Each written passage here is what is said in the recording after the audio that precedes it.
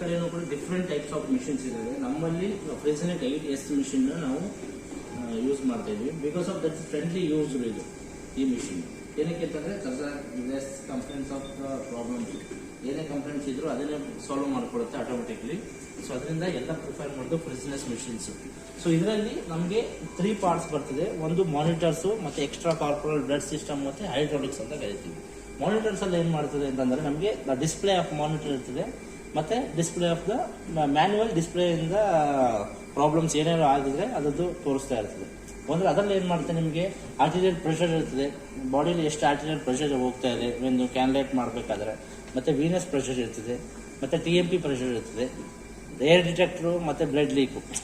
ಸಣ್ಣದಾಗಿ ಪೇಷಂಟ್ಗೆ ಏನಾದ್ರು ಪ್ರಾಬ್ಲಮ್ ಆಯಿತು ಅಂತಂದ್ರೆ ವಿತಿನ್ ದ ಸೆನ್ಸರ್ ಮುಖಾಂತರ ಅದು ಪ್ರಾಬ್ಲಮ್ನ ಐಡೆಂಟಿಫೈ ಮಾಡಿ ಸೊ ಇಲ್ಲಿ ಡಿಸ್ಪ್ಲೇಲಿ ಪ್ರಾಬ್ಲಮ್ ಏನು ಅಂತ ತೋರಿಸುತ್ತೆ. ಫಾರ್ ಎಕ್ಸಾಂಪಲ್ ಈಗ ಬ್ಲಡ್ ಪಂಪ್ ಸ್ಟಾಪ್ ಆಗಿದೆ, ಬ್ಲಡ್ ಪಂಪ್ ಸ್ಟಾಪ್ ಅಂತ ಮಾನಿಟರಲ್ಲಿ ಶೋ ಆಗ್ತಾ ಇದೆ.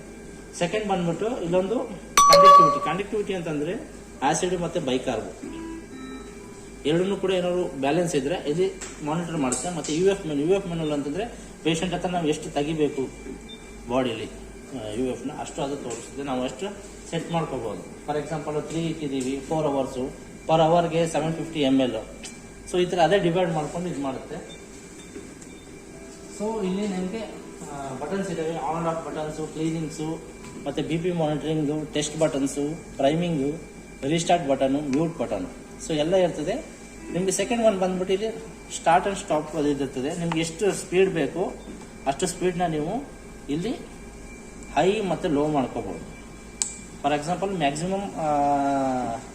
ಮಿನಿಮಮ್ ಸ್ಪೀಡ್ ಬಂದ್ಬಿಟ್ಟು 150, ಮ್ಯಾಕ್ಸಿಮಮ್ ಬಂದ್ಬಿಟ್ಟು 300 ಗಂಟೆ ಪೇಷಂಟ್ ನಾವು speed blood pump how many minute ವರ್ಗೆ ಬ್ಲಡ್ನ ನಾವು ತೆಗಿಬೋದು ಅಷ್ಟೇ ನೋಡ್ಕೊಬೋದು.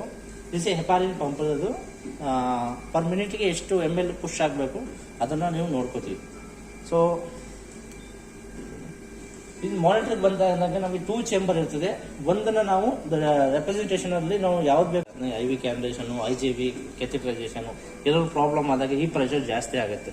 ಇದನ್ನ ನೋಡ್ಕೊಂಡು ನಾವು ನೀಡಲ್ ಅಡ್ಜಸ್ಟ್ಮೆಂಟ್ ಆಗಿರ್ಬೋದು, ಕಂಡೀಷನ್ ಚೆನ್ನಾಗಿ ಹೋಗ್ತಾ ಇಲ್ಲ ಅಂತ ನೀವು ಇಲ್ಲೇ ಮಾನಿಟರ್ ಮಾಡ್ಕೋಬಹುದು. ಸೊ ಸೆಕೆಂಡ್ ಒಂದು TMP ಪ್ರೆಷರ್, ಬಟ್ ಮೆಂಬ್ರೇನ್ ಅಲ್ಲಿ ಏನಾದ್ರು ಬ್ಲಾಕೇಜ್ ಆದಾಗ ಈ ಪ್ರೆಷರ್ ಜಾಸ್ತಿ ಆಗ್ತಾ ಇರುತ್ತೆ.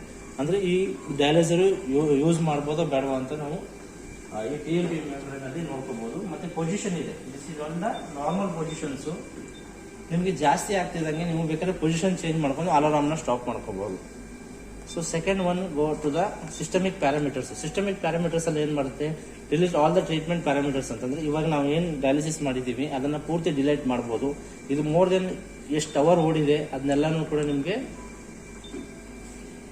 ತೋರಿಸುತ್ತೆ. How many hours in programme, Sunday ಎಷ್ಟು ಹೋಗಿದೆ, ಮಂಡೇ ಎಷ್ಟು ಹೋಗಿದೆ, ಇದೆಲ್ಲ ಬೇಕಾದ್ರೆ ನೀವು ಇದನ್ನ ಒಂದ್ಸಲ ಎಸ್ ಅಂತ ಹೊಡೆದು ಮಾಡಿದ್ರೆ 0 ಆಗ್ಬಿಡುತ್ತೆ, ಎಲ್ಲ ಡಿಲೀಟ್ ಆಗಿ ಇಷ್ಟಿಷ್ಟು ಅವರ್ ಓಡಿದೆ ಅಂತ ಮಿಷಿನ್ದು. ಸೊ ಸೆಕೆಂಡ್ ಬಂದ್ಬಿಟ್ಟು ಡಯಾಲಿಸಿಸ್ ರೆಪ್ರೆಸೆಂಟೇಷನ್ ಅಂತ. ಡಯಾಲಿಸಿಸ್ ರೆಪ್ರೆಸೆಂಟೇಷನ್ ಅಂತಂದ್ರೆ ನಾವು ಏನ್ ರೆಪ್ರೆಸೆಂಟ್ ಮಾಡ್ತಾ ಇದ್ದೇವೆ ಮಿಷಿನ್ಸ್ ಅದ್ರದ್ದು ಇಲ್ಲಿ ಪ್ಯಾರಾಮೀಟರ್ಸ್ಗಳು ನಿಮಗೆ ಕಾಣಿಸುತ್ತೆ. ಒಂದ್ ದಿವಸ ನಮಗೆ ಫ್ರಂಟ್ ಅಲ್ಲಿ ನಾವು ನಿಮ್ಗೆ ತೋರಿಸ್ನಲ್ಲ, ಈ ಫ್ರಂಟ್ ಅಲ್ಲಿ ನಿಮ್ಗೆ ಏನ್ ಬೇಕು ಅಂತ ನೀವು ರೆಪ್ರೆಸೆಂಟೇಷನ್ ನೀವು ಇದು ಮಾಡ್ಬೋದು. ಡಯಾಗ್ರಾಮ್ ಸೆಷನ್ ಇದೆಲ್ಲ UF ಡಯಾಗ್ರಾಮ್. ಸೊ ನೋಡಿ ನಿಮ್ಗೆ UF ಡಯಾಗ್ರಾಮ್ ಇಲ್ಲಿದೆ ಫಸ್ಟ್ ಸೆಷನ್ ಅಲ್ಲಿ. ಸೆಕೆಂಡ್ ಅಲ್ಲಿ ನಿಮ್ಗೆ ಆರ್ಟಿರಿಯಲ್ ವೀನಸ್ ಪ್ರೆಷರ್ ಇದೆ. ಸೊ ನಿಮ್ಗೆ ಅಲ್ಲಿ ನೋಡಿದ್ರೆ first diagram is UF diagram, second arterial Venus pressure ಇದೆ.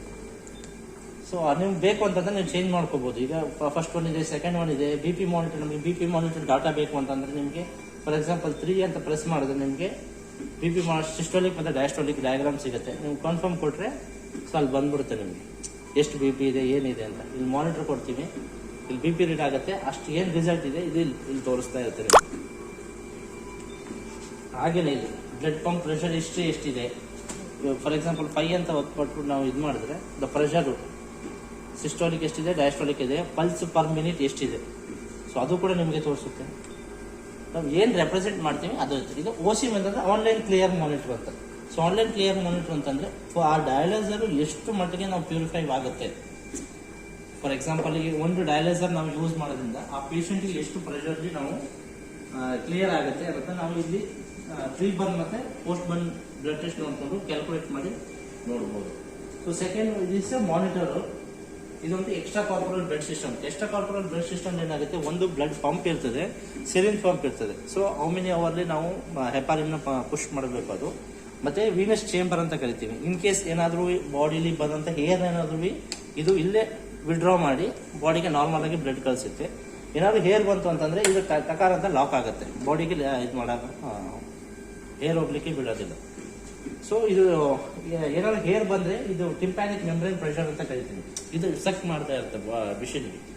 ಸೊ ಇದು ಹೈಡ್ರಾಲಿಕ್ಸ್ ಅಂತ ಕರಿತೀವಿ. ಹೈಡ್ರಾಲಿಕ್ಸ್ ಅಲ್ಲಿ ಏನಂತಂದ್ರೆ ಸೊ ಆರ್ಟಿರಿಯಲ್ ಮತ್ತೆ ಆಸಿಡ್ ಮತ್ತೆ ಬೈಕಾರ್ಬ್ ಎರಡನ್ನೂ ಕೂಡ ಸಕ್ ಮಾಡಿ ಎಲೆಕ್ಟ್ರೋಲೈಟ್ ಬ್ಯಾಲೆನ್ಸ್ ಮಾಡುತ್ತೆ ಪೇಷಂಟ್ಗಳಿಗೆ ಡಯಾಲಿಸಿಸ್ ಟೈಮ್ ಮಾಡಿ.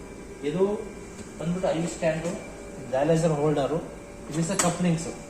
ಒಂದು ಆರ್ ವಾಟರ್ನ ಪುಷ್ ಮಾಡುತ್ತೆ, ಇನ್ನೊಂದು ಸಕ್ ಮಾಡುತ್ತೆ. ಮಿನಿಮಮ್ ಒಂದು ಡಯಾಲಿಸಿಸ್ಗೆ 120 ಲೀಟರ್ ವಾಟರ್ ಬೇಕು ನಮಗೆ. ಸೊ 7 ಲೀಟರ್ ಬೈಕಾರ್ಬ್ ಬೇಕು, 4 ಲೀಟರ್ ಆಸಿಡ್ ಸೊಲ್ಯೂಷನ್ ಬೇಕು. ಸೊ ಇಷ್ಟು ಇದ್ರೆ ಮಾತ್ರ ಡಯಾಲಿಸಿಸ್ ಮಾಡಲಿಕ್ಕೆ ಸಾಧ್ಯ ಆಗುತ್ತೆ. Thank you.